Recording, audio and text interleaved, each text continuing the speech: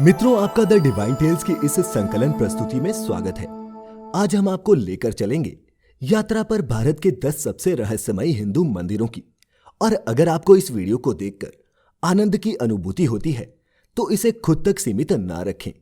अपने मित्रों और रिश्तेदारों के साथ इस वीडियो को साझा जरूर करें और उन्हें भी इस आनंद का अनुभव करवाएं। हमारी सूची में सबसे पहले है ज्वालाजी मंदिर, कांगड़ा। मां भगवती के शक्ति पीठों में से एक है ज्वाला देवी। मां ज्वाला का मंदिर हिमाचल प्रदेश के कांगड़ा जिले में कालीदार पहाड़ी के बीच बसा है। इस मंदिर का सबसे बड़ा चमत्कार यह है, इसमें किसी मूर्ति की नहीं बल्कि पृथ्वी के गर्भ से निकल रही 9 ज्वालाओं की पूजा होती है। यह 9 ज्वालाएं मां दुर्गा के 9 स्वरूपों का प्रतीक हैं।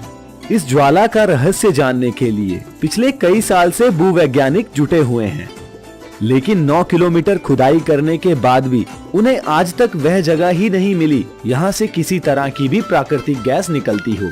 ज्वाला माता के मंदिर की महिमा ऐसी है कि यहाँ माँ खुद ही लौह बनकर जलती है, वह भी बिना रुके और बिना किसी ईंधन के। सबसे पहले इस मंदिर का निर्माण राजा भूमिचंद्र ने करवाया था। यहाँ पर पृथ्वी के गर्भ से निकलती इन ज्वालाओं पर ही मंदिर बना दिया गया। इन 9 ज्योतियों को महाकाली, अन्नपूर्णा, चंडी, हिंगलाज, विंध्यवासिनी, महालक्ष्मी, सरस्वती, अंबिका और अंजी देवी के नाम से पूजा जाता है। बाद में 1835 में महाराजा रंजीत सिंह और राजा संसार चंद ने इस मंदिर का पुनर्निर्माण करवाया। हमारी पौराणिक गाथाओं के अनुसार इस मंदिर को 5 पांडवों ने खोजा था। इसकी उत्पत्ति की कहानी मां सती से संबंधित है। तो बात उस समय की है जब राक्षसों ने हिमालय पर्वत पर आक्रमण कर दिया। भगवान विष्णु के नेतृत्व में देवताओं ने उन्हें रोकने का फैसला किया। अपना ध्यान केंद्रित कर देवताओं ने जमीन से आग की बड़ी लपटें उत्पन्न कर दी। उस आग से एक दिव्य कन्या की उत्पत्ति हुई, जिसे आदिशक्ति के रूप में माना गया। सती या पार्वती के नाम से विख्यात ये कन्या प्रजापति दक्ष के घर में पली और बाद में भगवान शिव की पत्नी बनी। एक बार जब उसके पिता ने भगवान शिव का अपमान किया तो सती बेहद आहत हो गई और उसने खुद के प्राण दे दिए। जब भगवान शिव ने अपनी पत्नी की मृत्यु के बारे में सुना तो उनके क्रोध की कोई सीमा ना रही। सती के शरीर को थामे उन्होंने तीनों लोक में त्राहिमाम कर दिया। अन्य देवतागण भगवान शिव के क्रोध से डर गए और भगवान विष्णु को मदद के लिए पुकारा। भगवान विष्णु ने तीर की एक श्रृंखला साधते हुए सती के शरीर को नष्ट करने के लिए टुकड़ों में तोड़ा। उन स्थानों पर यहाँ मां सती के शरीर के टुकड़े घिरे 51 पवित्र शक्तिपीठ अस्तित्व में आए। मां सती की जीव उसी जगह गिरी जिस जगह आज ज्वाला जी का मंदिर है। सदियों पहले एक चरवाहे ने पाया कि उसकी गायों में से एक गाय हमेशा दूध के बिना होती थी। कारण जानने के लिए वह गाय पर नजर रखने लगा। उसने जंगल से बाहर आती एक लड़की को देखा जिसने गाय का दूध पिया और फिर वह अंतर्ध्यान हो गई। हैरान होकर चरवाहा राजा के पास गया और उसने उसे पूरी कहानी बताई। राजा इस कथा के बारे में जानता था कि इस क्षेत्र में सती की जीव गिरी है। राजा ने उस पवित्र स्थान को खोजने के लिए बहुत प्रयत्न किए पर सफलता ना मिली। फिर कुछ साल बाद राजा को खबर मिली कि पहाड़ों में मां ज्वाला जलती देखी गई है। राजा ने मौके पर पहुंच के पवित्र लौ के दर्शन किए और वहां एक मंदिर बनवाया। नियमित पूजा के लिए पुजारी की व्यवस्था भी की गई। अपने आध्यात्मिक आग्रह को पूरा करने के लिए हजारों तीर्थयात्री वर्ष भर मंदिर की यात्रा करते हैं। मुगल सम्राट अकबर ने एक बार लोहे की चादर से ज्वाला ढककर आग बुझाने की कोशिश की और यहाँ तक कि इसके लिए पानी भी लगाया, लेकिन लपटों ने इन सभी प्रयासों को नष्ट कर दिया। आखिर अकबर को अपनी गलती का एहसास हुआ और उसने तीर्थ स्थल पर एक सोने का छत्र प्रस्तुत किया। हालांकि देवी की शक्ति ने उस सोने के छत्र को किसी अन्य धातु में परिवर्तित कर दिया, जो अभी भी दुनिया के लिए एक पहेली बनी हुई है। दुनिया भर के वैज्ञानिक इस छत्र के धातु को पहचानने में आज भी असमर्थ हैं। शीशे के ताबूत में ये छत्र आज भी ज्वाला माँ के मंदिर में देखा जा सकता है। ऐसी है ज्वाला माँ की महिमा। मेहंदीपुर बालाजी, राजस्थान। आइए चलते हैं जिला दौसा राजस्थान के श्री मेहंदीपुर बालाजी धाम में। इस मंदिर की मुख्य विशेषता है यहाँ पर किया जाने वाला बुरी आत्माओं का कर्मकांडिक उपचार और भूत बाधा का समाधान, जो कोई पुजारी या तांत्रिक नहीं बल्कि भगवान हनुमान स्वयं करते हैं। भूत प्रेत की बाधा, पागलपन, मिर्गी, लकवा, टीवी, बांझपन या अन्य किसी भी प्रकार की कोई बीमारी क्यों ना हो, श्री बालाजी महाराज की कृपा से अति शीघ्र दूर हो जाती है। श्री मेहंदीपुर बालाजी महाराज जी का धाम बहुत ही पावन और चमत्कारिक है। कलयुग में 3 देवताओं को जागृत बताया गया है, हनुमान, काल भैरव और महाकाली। कलयुग में श्री बालाजी महाराज ही प्रधान देव के रूप में सिद्ध है। 2 पहाड़ियों के बीच बसे होने के कारण इसे मेहंदीपुर बालाजी घाटी भी कहा जाता है। हनुमान जी यहाँ बाल रूप में विद्यमान है। यहाँ श्री बालाजी महाराज के साथ भैरव बाबा एवं प्रेतराज सरकार साक्षात विराजमान है। मैजिक मंत्र, काली जादू की गतिविधियां, बीमारियों के कर्मकांडिक उपचार, बुरी आत्माएं और भूत भगाने के लिए मेहंदीपुर बालाजी मंदिर विश्व भर में प्रसिद्ध है। वर्ष 2013 में जर्मनी, नीदरलैंड्स के डॉक्टर्स के साथ एम्स और दिल्ली विश्वविद्यालय के वैज्ञानिकों, बुद्धिजीवियों और मनोचिकित्सकों की एक टीम ने विस्तार से मंदिर की गतिविधियों का मूल्यांकन करने के लिए एक शोध अध्ययन शुरू किया। श्री बालाजी महाराज की मूर्ति के चरणों में एक कुंड है जिसका जल कभी खत्म नहीं होता। रहस्य ये है कि श्री बालाजी महाराज के हृदय के पास से एक छेद से जलधारा लगातार बहती है। उसी जल से भक्तों के छींटे लगाए जाते हैं। यहाँ श्री बालाजी महाराज अपने भक्तों के हर संकट को दूर करते हैं। यहाँ जो भी भक्त सच्चे मन से अर्जी लगाते हैं, बाबा जी उनकी हर मनोकामना पूरी करते हैं। मंदिर का वातावरण बहुत ही भयावह और चीखों से भरा होता है।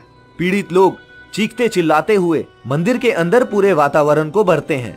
प्रभावित समूहों में सभी उम्र के बच्चों, पुरुषों और महिलाओं का समावेश होता है। मंदिर परिसर 4 कक्षों में विभाजित है। पहले 2 कक्षों में भगवान हनुमान और भैरव के देवता पाए जाते हैं। आग में भक्तों को बाहर दी गई काले रंग की गेंदें फेंकने को कहा जाता है। ऐसा कहा जाता है कि देवता हनुमान किसी भी प्रकार की बुरी ताकतों से संरक्षण कर सकते हैं। कई धार्मिक और बुरी आत्माओं के भूत भगाने के अनुष्ठान मंदिर में पूरे वर्ष चलते हैं। मंदिर में भूत बाधा से परेशान लोग दीवारों और खंभों पर अपने सर पीटते नजर आते हैं। ये भी कहा जाता है कि हर दिन यहाँ कई बुरी आत्माओं को दंडित किया जाता है। श्री बालाजी महाराज के मंदिर की दिनचर्या प्रतिदिन सुबह 5 बजे मुख्य द्वार खुलने के साथ शुरू होती है। मंदिर की धुलाई, सफाई और फिर श्री बालाजी महाराज की पूजा अर्चना की जाती है। सबसे पहले श्री बालाजी महाराज का गंगा जल से अभिषेक होता है। गंगा जल से स्नान करने के बाद चोले का नंबर आता है।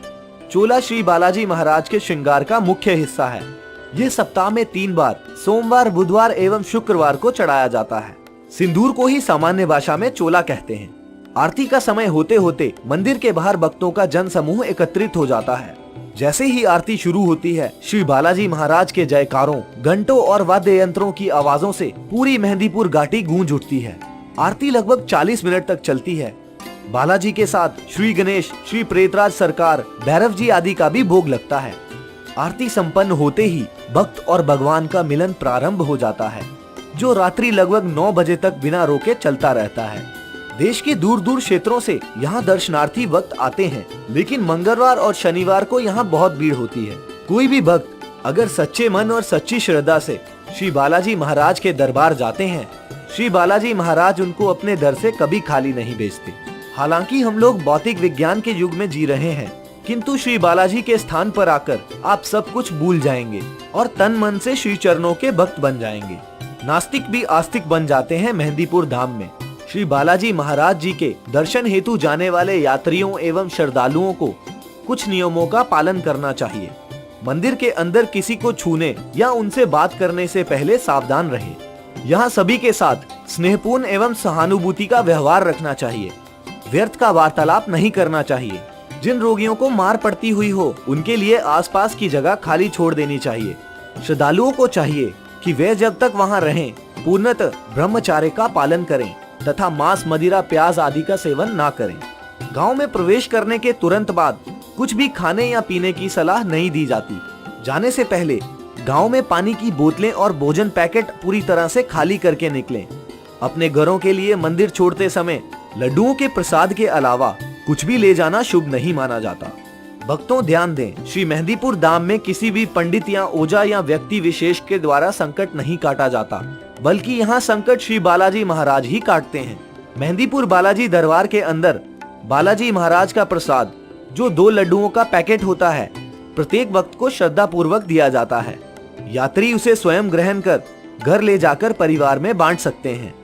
यहाँ से निकलते हुए चूंकि ये सबसे अधिक संभावना है कि कई बुरी आत्माएं आपको देख रही हों, याद रखें किसी भी अजीब आवाज पर पीछे घूमकर देखने की गलती ना करें। उन्नकोटी महादेव, त्रिपुरा।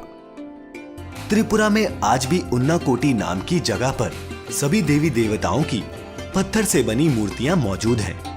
उन्नाकोटी का अर्थ होता है 1 करोड़ में 1 कम। दंत कथा के अनुसार उन्नाकोटी में भगवान शिव की 1 कोटि से 1 कम मूर्तियां हैं, जो 10 किलोमीटर से ज्यादा इलाके में फैली हुई हैं। यहाँ भगवान शिव का चेहरा एक समूची चट्टान पर बना हुआ है और उनकी जटाएं 2 पहाड़ों की चोटियों पर फैली हुई हैं। भारत में ये शिव की सबसे बड़ी मूर्ति है। कल्लू कुम्हार को इन मूर्तियों का निर्माता माना जाता है। कल्लू कुम्हार माता पार्वती का परम भक्त था। वह पूरे दिन माता पार्वती की पूजा करता रहता। माता पार्वती को प्रसन्न कर वह उनके और भगवान शिव के निवास स्थान कैलाश पर्वत पर जाना चाहता था। काफी समय बाद कल्लू कुम्हार की पूजा से प्रसन्न होकर माता पार्वती ने शिवजी से कल्लू को कैलाश पर्वत पर लाने को कहा। माता पार्वती के समक्ष भगवान शिव तो कल्लू को लाने के लिए तैयार हो गए, लेकिन कल्लू के सामने उन्होंने एक शर्त रखी कि उसे एक रात में शिव की 1 कोटि मूर्तियां बनानी होंगी। कल्लू भगवान शिव की आज्ञा पाते ही मूर्ति बनाने में जुट गया। पूरी रात वह मूर्ति बनाने में लगा रहा। जब सुबह हुई तो मूर्तियां 1 कोटि से 1 कम निकली, जिस कारण कल्लू कुम्हार भगवान शिव के साथ कैलाश पर्वत तो ना जा सका, लेकिन जाने से पहले भगवान शिव ने उसे वरदान दिया कि कलयुग में सभी लोग तुम्हें इन मूर्तियों के निर्माता के रूप में याद करेंगे। इसके अलावा एक और कथा प्रचलित है, जिसके अनुसार एक बार सभी देवी देवता स्वर्ग से काशी जा रहे थे। यात्रा के दौरान सभी देवी देवता उन्नाकोटी में विश्राम के लिए रुके। यात्रा की थकान की वजह से सभी देवी देवता उस रात उन्नाकोटी में ही सो गए। सोने से पहले भगवान शिव ने देवी देवताओं को बता दिया कि उन सभी को सूर्योदय से पहले यहाँ से निकलना होगा। अगली सुबह जब शिवजी जगे तो सभी देवी देवता सो ही रहे थे। वो अकेले ही वहाँ से काशी के लिए निकल पड़े। शिवजी के जाने के कुछ समय बाद जब सूर्योदय हुआ तो देवी देवता सो ही रहे थे और सूर्य की किरण पड़ते ही वे सभी पत्थर के बन गए। काठगढ़ महादेव, हिमाचल प्रदेश। हिमाचल प्रदेश के कांगड़ा जिले में स्थित है काठगढ़ महादेव। इस मंदिर का शिवलिंग प्रसिद्ध है क्योंकि इसमें भगवान शंकर के अर्धनारीश्वर स्वरूप के साक्षात दर्शन होते हैं। काठगढ़ महादेव संसार में एकमात्र शिवलिंग माना जाता है जो आधा शंकर और आधा पार्वती का रूप लिए हुए है, यानी एक शिवलिंग में 2 भाग हैं। शिव रूप का भाग लगभग 6 फुट और पार्वती रूप का शिवलिंग का हिस्सा थोड़ा छोटा होकर करीब 5 फुट का है। ये लिंगम हरे भूरे रंग के बलुआ पत्थर से बने हुए हैं। 2 भागों में विभाजित इस आदि शिवलिंग का अंतर ग्रहों एवं नक्षत्रों के अनुसार घटता बढ़ता रहता है और शिवरात्रि पर दोनों का मिलन हो जाता है।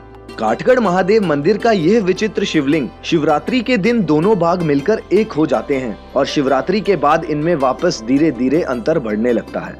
शिवरात्रि का दिन इनका मिलन माना जाता है। इस दिन भगवान शिव की शादी माता पार्वती के साथ हुई थी। काठगढ़ में सावन माह और महाशिवरात्रि के दिन विशेष शिव पूजा और धार्मिक आयोजन किए जाते हैं, इसलिए इस समय काठगढ़ की यात्रा सबसे अच्छी मानी जाती है। सिद्ध मंदिर होने के कारण यहाँ भक्तजन सावन के महीने में भी आराधना करने आते हैं। शिव और शक्ति के अर्धनारीश्वर स्वरूप के संगम के दर्शन करने के लिए यहाँ कई भक्त आते हैं। काठगढ़ महादेव मंदिर के दक्षिण में ब्यास नदी है। यह धर्मस्थल 2 नदियों का मिलन स्थान भी है। शिव पुराण की कथा के अनुसार जब ब्रह्मा और विष्णु के बीच बड़े और श्रेष्ठ होने की बात पर विवाद हुआ, तब बहुत तेज प्रकाश के साथ एक ज्योतिर्लिंग प्रकट हुआ। अचंभित विष्णु और ब्रह्मदेव उस ज्योतिर्लिंग का आरंभ और अंत नहीं खोज पाए, किंतु ब्रह्मदेव ने अहंकार के कारण ये झूठा दावा किया कि उनको अंत एवं आरंभ पता है। तब शिव ने प्रकट होकर ब्रह्मदेव की निंदा की और दोनों देवों को समान बताया। माना जाता है कि वही ज्योतिर्मय शिवलिंग काठगढ़ का शिवलिंग है। चूंकि शिव का वह दिव्य लिंग शिवरात्रि को प्रकट हुआ था, इसलिए लोक मान्यता है कि काठगढ़ महादेव शिवलिंग के 2 भाग भी चंद्रमा के चरणों के साथ करीब और दूर आते हैं। काठगढ़ शिवलिंग दर्शन के लिए पहुंचने का मुख्य मार्ग पंजाब का पठानकोट और हिमाचल प्रदेश के इंदौरा तहसील से है। यहाँ से काठगढ़ की दूरी लगभग 6 से 7 किलोमीटर की है। बताया जाता है कि इस मंदिर ने महाराजा रणजीत सिंह के कार्यकाल में सबसे ज्यादा प्रसिद्धि प्राप्त की थी। कहते हैं महाराजा रंजीत सिंह ने जब गद्दी संभाली तो पूरे राज्य के धार्मिक स्थलों का भ्रमण किया। वह जब काठगढ़ पहुँचे तो इतना आनंदित हुए कि उन्होंने आदि शिवलिंग पर सुंदर मंदिर का निर्माण करवाया और शिवलिंग की इस महिमा का गुणगान भी चारों ओर करवाया। मंदिर के पास ही बने एक कुएं का जल उन्हें इतना पसंद था कि वह हर शुभ कार्य के लिए यहीं से जल मंगवाते थे। मान्यता के अनुसार ये कुआं राजा दशरथ जब अपनी बारात लेकर कश्मीर जा रहे थे तब बनवाया गया था। यहाँ तक कि सिकंदर ने पोरस के साथ एक उग्र युद्ध के बाद इस मंदिर का दौरा किया और मंदिर और शिवलिंगों की शांतता और देवत्व से प्रभावित होकर मंदिर परिसर में निर्माण भी करवाए। मंदिर का प्रवेश द्वार पूर्व में है, जो वास्तुकला की रोमन शैली में निर्मित है। ब्यास नदी पर स्थित काठगढ़ मीरथल पहुंचने पर सिकंदर की सेना ने मगध की सेना की सैन्य शक्ति की खतरनाक रिपोर्टों के कारण आगे जाने से इनकार कर दिया। सितंबर 326 ईसा पूर्व में गहरे तिरस्कार में सिकंदर को अपनी सेना पीछे हटाने की घोषणा करनी पड़ी। बिजली महादेव मंदिर, कुल्लू, हिमाचल प्रदेश। हिंदू धर्म के ग्रंथ कई चौंकाने वाले रहस्यों से भरे हैं। इन्हीं में से एक रहस्य है बिजली महादेव नाम के मंदिर का। इस मंदिर में हर 12 साल पर ठीक शिवलिंग के ऊपर गिरती है बिजली। हैरानी की बात तो ये है कि बिजली गिरने के बाद ना तो मंदिर को और ना ही किसी भी और वस्तु को कोई भी हानि पहुंचती है। और दोस्तों, ये सिलसिला युगों से चलता आ रहा है। तो आइए मिलकर जानते हैं इस रहस्यमय शिवलिंग पर बिजली गिरने की पौराणिक कथा। दर्शकों, जब जब संसार पर संकट आया है, भोलेनाथ ने वो अपने ऊपर ले लिया है। पुराणों के अनुसार वशिष्ठ मुनि ने शंकर जी से विनती की, हे प्रभु, संसार को बिजली गिरने से होने वाले प्रकोप से बचाइए। वज्रपात न सिर्फ मनुष्यों को परंतु सभी जीव जंतुओं को हानि पहुंचाता है। कृपया कोई समाधान दे। जब भगवान शिव ने इंद्रदेव से इसका समाधान पूछा तो वे बोले, हे भोलेनाथ, मेघों के बीच उत्पन्न होने वाली शक्ति का निकास आवश्यक है, प्राकृतिक है, इसको रोका नहीं जा सकता। तब भगवान शंकर ने इंद्र से कहा, यदि ऐसा है तो हिमालय के पहाड़ों पर बुंतर नामक गांव के एक पहाड़ की चोटी पर मैं लिंग के रूप में विराजमान हूँ। आप वज्रपात केवल उस लिंग पर कर लें। और तब से हर 12 साल बाद शिवलिंग पर और हर दूसरे साल मंदिर के ध्वज पर बिजली गिरती है। अचरज की बात तो ये है कि वह लिंग टूटकर चूर-चूर हो जाता है और फिर लिंग के टुकड़ों को समेटकर उसे जोड़ा जाता है। बिजली शिवलिंग या ध्वज को तो क्षति पहुंचाती है, लेकिन मंदिर के किसी भी अन्य हिस्से को या पूरे पर्वत पर कहीं भी कोई हानि नहीं होती। जब लिंग पर बिजली गिरती है तब वह खंड खंड हो जाता है। तब मंदिर के पुजारी लिंग के टुकड़े ढूंढकर लाते हैं और मक्खन से उसे जोड़ते हैं। जो मक्खन मरहम के लिए लगाया जाता है वो गाय के सिर्फ पहले दूध से ही बनाया जाता है और कुछ ही समय में शिवलिंग ठीक पहले जैसा हो जाता है। तो दर्शकों, ये कथा थी भोलेनाथ के प्रसिद्ध मंदिर बिजली महादेव की। कुल्लू से लगभग 20 किलोमीटर की दूरी पर बिजली महादेव का भव्य मंदिर है। नाग मंदिर, इंदौर। पुराणों में नागों को लेकर कई कथाएं मिलती हैं और समाज में नागों को लेकर कई मान्यताएं भी प्रचलित हैं। पुराणों में तो नागलोक, नाग कन्या, नाग जाति आदि का उल्लेख भी मिलता है। पुराणों के मुताबिक तो इस पृथ्वी का भार शेष नाग ने अपने फन पर उठा रखा है। हालांकि ये एक प्रतीकात्मक कथा है। भगवान शिव के श्रृंगार के रूप में नाग ही नजर आते हैं। शिव की स्तुति शिवाष्टक में वर्णन है, गले रुंड मालम, तनों सर्पजालम, जिसका अर्थ है भगवान शंकर का पूरा शरीर सांपों के जाल से ढका है। पुराणों के अनुसार जब देवता और दानवों ने समुद्र मंथन किया था तब मंदार पर्वत को शेषनाग से बांधकर समुद्र को मथा गया। द्वापर युग में जब भगवान विष्णु ने कृष्ण के रूप में अवतार लेकर मथुरा की जेल में जन्म लिया और वसुदेव उन्हें लेकर ब्रजभूमि गए, तब भी तेज बारिश से वासुकी नाम के एक नाग ने ही उनकी रक्षा की। नागों को लेकर अलग अलग स्थानों पर कई किंवदंतियां और कहानियां भी जुड़ी हुई हैं।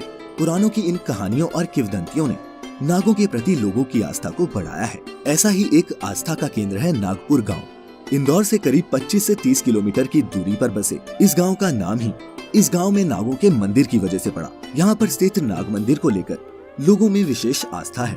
इस नाग मंदिर से कई तरह की मान्यताएं और कहानियां जुड़ी हुई हैं। नाग पंचमी के दिन यहाँ विशेष भीड़ रहती है और मेला भी लगता है। लोग दूर दूर से अपनी मनोकामनाएं लेकर यहाँ आते हैं। यहाँ पर नाग देवता की करीब 3 फुट ऊंची पाषाण की प्रतिमा है। कहा जाता है इस मंदिर का निर्माण कई वर्षों पहले हुआ था। ये भी कहा जाता है कि कभी यहाँ दो मुहा नाग जन्मा था। किंवदंतियां और कहानियां। गांव वाले इस नाग प्रतिमा को लेकर अलग अलग कहानियां बताते हैं। गांव वालों के अनुसार कई वर्ष पहले एक महिला के गर्भ से एक बच्चे और एक नाग ने जन्म लिया था।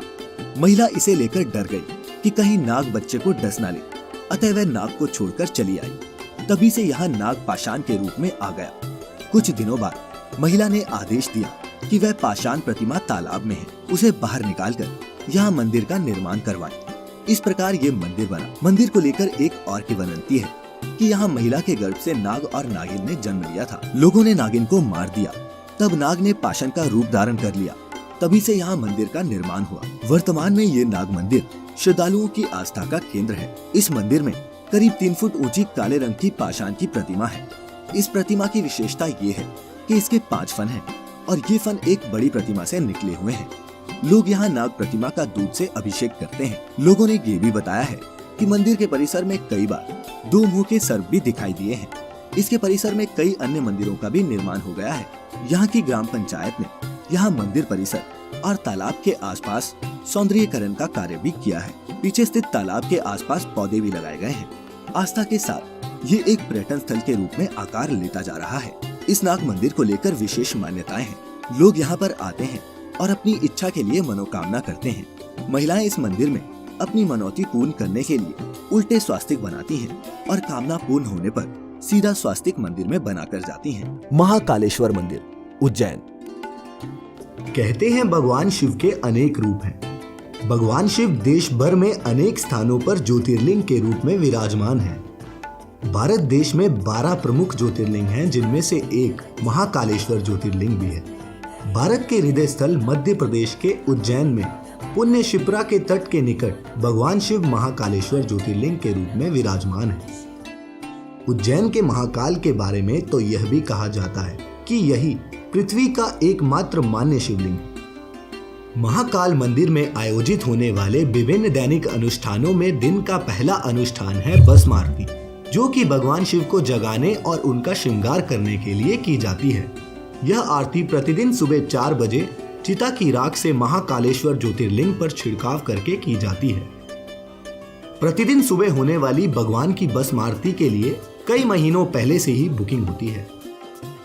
भगवान महाकाल की विभिन्न पूजाओं तथा आरतियों में भस्म आरती का अपना अलग महत्व है।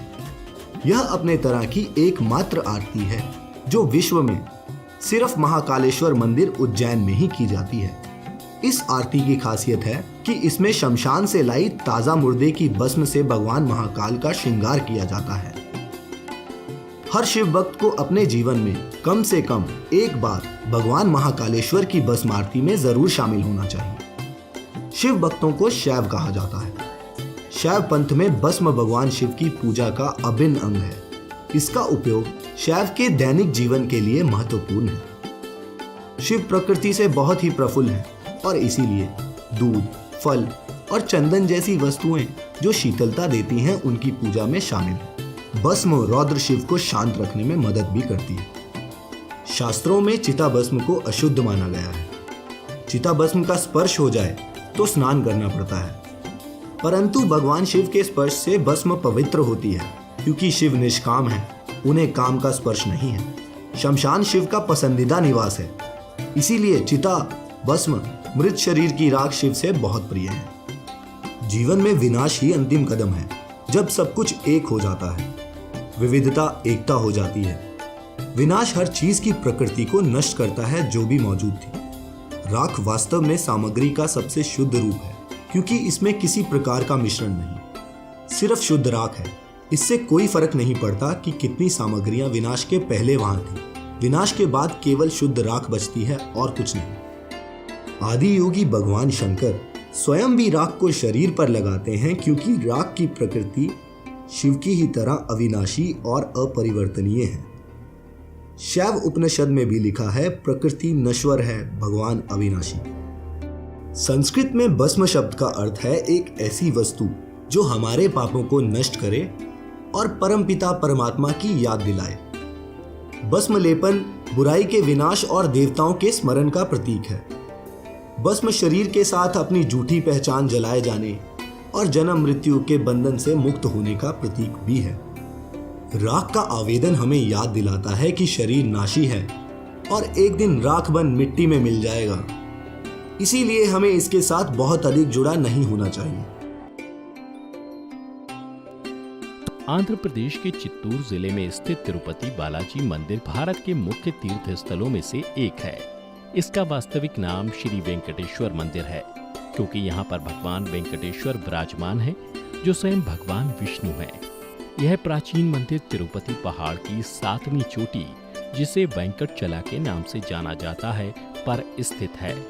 ऐसी मान्यता है कि वेंकट पहाड़ी के स्वामित्व के कारण यहाँ भगवान विष्णु को वेंकटेश्वर कहा गया है। तिरुपति बालाजी की शिल्पकला तो अद्भुत है ही, साथ ही इस मंदिर के विषय में कुछ ऐसे आश्चर्यजनक तथ्य और रहस्य हैं जिन्हें जानकर आप स्वयं भी भगवान वेंकटेश्वर के दर्शन के लिए इच्छुक हो जाएंगे। आइए जानते हैं क्या है ये तथ्य। प्रतिमा की स्थिति। जब आप मंदिर के गर्भगृह में प्रवेश करते हैं तो आपको लगेगा कि भगवान श्री वेंकटेश्वर की प्रतिमा गर्भगृह के मध्य में स्थित है। आप वहां नतमस्तक होते हैं, भगवान करते हैं, परंतु जैसे ही गर्भगृह से बाहर आएंगे तो अचंभित रह जाएंगे, क्योंकि बाहर आकर ऐसा प्रतीत होता है कि भगवान की प्रतिमा दाईं ओर स्थित है। रोचक यह है कि प्रतिमा को इस प्रकार स्थापित किया गया है कि मंदिर में आने वाले प्रत्येक भक्त का अनुभव समान ही रहता है। अब यह केवल भ्रम है या कोई महिमा, इसका पता आज तक कोई नहीं लगा पाया है। स्त्री और पुरुष दोनों के वस्त्र धारण करते हैं भगवान वेंकटेश्वर। माना जाता है कि भगवान के इस रूप में मां लक्ष्मी भी समाहित हैं। इसी कारण स्त्री और पुरुष दोनों के वस्त्रों को पहनाने की परंपरा है। बालाजी की प्रतिमा को आता है पसीना।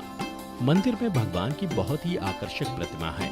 यह एक विशेष पत्थर से बनी है, परंतु यह इतनी जीवंत है कि ऐसा प्रतीत होता है जैसे भगवान स्वयं ही विराजमान है। ऐसा देखा गया है कि बालाजी की प्रतिमा को पसीना आता है। प्रतिमा पर पसीने की बूंदें देखी जा सकती हैं, इसलिए मंदिर में तापमान कम रखा जाता है। बालाजी का अनोखा गांव। वेंकटेश्वर स्वामी मंदिर से 23 किलोमीटर पर एक ऐसा गांव स्थित है जहां गांव वालों के अतिरिक्त कोई बाहरी व्यक्ति प्रवेश नहीं कर सकता। यहाँ के लोग बहुत ही अनुशासित हैं और नियमों का पालन करते हुए जीवन व्यतीत करते हैं। मंदिर में अर्पित होने वाले पदार्थ जैसे पुष्प, फल, दही, घी, दूध, मक्खन आदि इसी गांव से आते हैं। गुरुवार को चंदन लेप लगाया जाता है। प्रत्येक गुरुवार भगवान को चंदन का लेप लगाने के पश्चात अद्भुत रहस्य सामने आता है।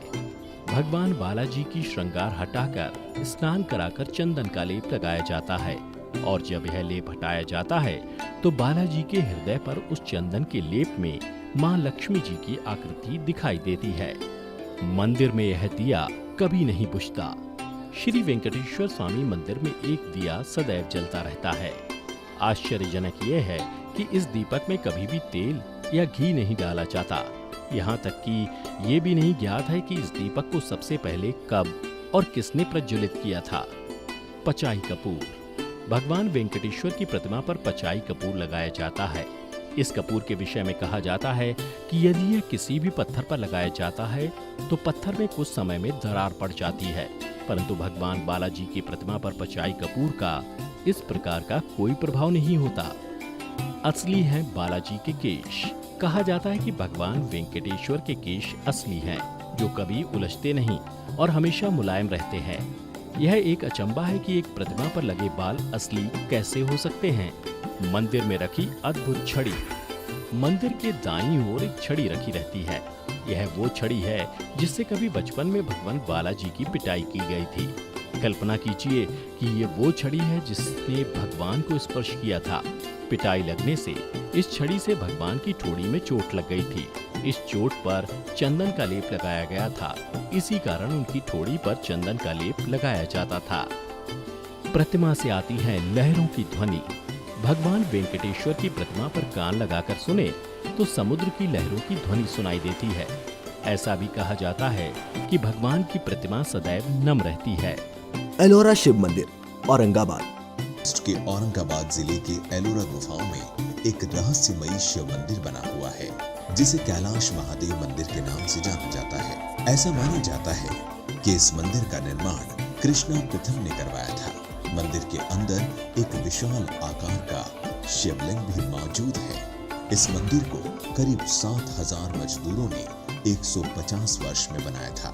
शिव के इस मंदिर की सबसे खास बात यह है कि इस मंदिर में पूजा नहीं की जाती। इस मंदिर के बारे में ऐसा भी कहा जाता है कि इसे स्वर्ग में निर्मित कर धरती पर स्थापित किया गया था।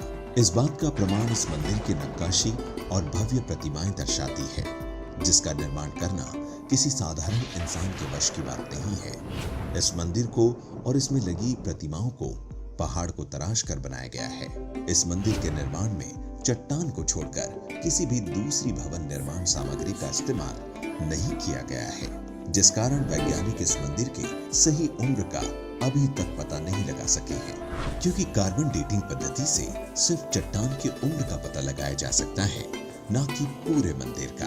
यही कारण है कि कुछ वैज्ञानिक इस मंदिर की आयु 1900 साल बताते हैं, तो कुछ इस मंदिर को 6000 साल से भी पुराना मानते हैं। पर सभी इस बात से हैरान है कि आखिर इतने साल पहले एक चट्टान को काटकर इस मंदिर का निर्माण कैसे किया गया होगा। और इस मंदिर की सबसे खास बात यह है कि इस मंदिर का निर्माण नीचे से ऊपर की ओर किया गया है, न कि ऊपर से नीचे की ओर किया गया है। ये रहस्य सदियों से विज्ञान और वैज्ञानिकों के लिए एक चुनौती बनी हुई है। भारत ही नहीं बल्कि कई देश के वैज्ञानिक इस मंदिर के निर्माण कला को देखकर हैरान हो जाते हैं। उन्हें इस बात की सबसे ज्यादा हैरानी होती है कि बिना किसी जुड़ाव के ये शिव मंदिर हजारों वर्षों से कैसे खड़ा है। लेकिन दर्शकों, अगर आप ये सोच रहे होंगे कि इस मंदिर का निर्माण कोई चमत्कार से हुआ होगा, तो आप गलत हैं, क्योंकि हमारे वेद शास्त्रों में एक ऐसी पद्धति का उल्लेख मिलता है जिससे इस तरह का निर्माण करना संभव है, और वो है बोमास्त्र। इस अस्त्र में पत्थरों को पिघलाने की शक्ति थी, इसीलिए ऐसा माना जाता है कि इस मंदिर के निर्माण में उस समय के कारीगरों ने बोमास्त्र का सहारा लिया होगा। मंदिर को देखकर ऐसा भी लगता कि बोमास्त्र को उपयोग में लाने से पहले ही इस पूरे मंदिर का नक्शा कारीगरों ने तैयार कर लिया होगा। मंदिर के अंदर बहुत से ऐसे विशाल खंभे हैं जिनको जोड़ते हुए पुल भी बनाए गए हैं। मंदिरों में एक बालकनी भी बनी हुई है। मंदिर के नीचे सुरंगों का ऐसा मायाजाल है जहां कुछ ही लोग पहुंच पाते हैं। एक विदेशी रिसर्चर ने मंदिर के नीचे बनी सुरंगों के अंतिम छोर तक जाने का दावा किया है। उसने बताया कि नीचे एक विशाल कमरा है जो देखने में एक मंदिर की तरह है। साथ ही उसने वहां 7 लोगों को देखने का दावा भी किया और बताया कि उन 7 लोगों में से 2 लोग कभी दिखते हैं और कभी गायब हो जाते हैं। कुछ लोग ये भी मानते हैं कि मंदिर के नीचे पूरा का पूरा शहर हुआ करता था। मौजूदा समय में ये गुफाएं आम लोगों के लिए बंद कर दी गई है।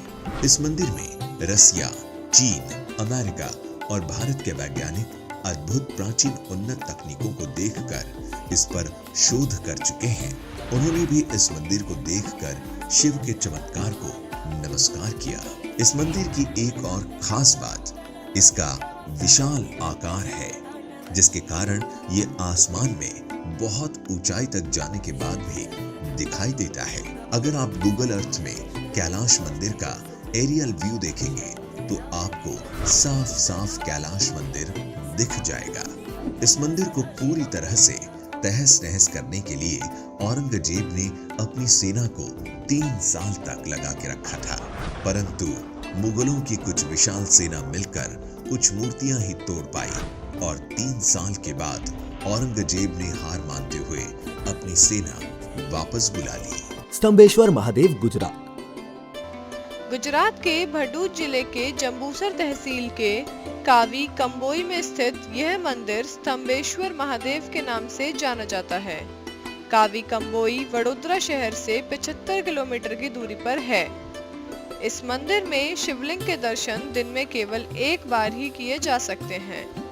यह मंदिर अरब सागर में कैम्बे तट पर स्थित है। समुद्र तट पर दिन में 2 बार ज्वार भाटा आता है और ज्वार भाटे के समय समुद्र का पानी मंदिर के अंदर प्रवेश कर जाता है और इस प्रकार 2 बार समुद्र का पानी शिवलिंग का जलाभिषेक करके लौट जाता है। ऐसा प्रतिदिन सुबह और शाम के समय होता है। ज्वार के समय इस मंदिर में जाने की किसी को भी अनुमति नहीं है, क्योंकि इस समय यह मंदिर पूरी तरह से जलमग्न हो जाता है। यहाँ आने वाले श्रद्धालुओं को एक पर्ची बांटी जाती है जिसमें ज्वार के आने का समय लिखा होता है। इस मंदिर का जिक्र श्री महाशिव पुराण में रुद्र संहिता भाग 2 अध्याय 11 पेज नंबर 358 में मिलता है, जो इसके प्राचीन होने का प्रमाण है।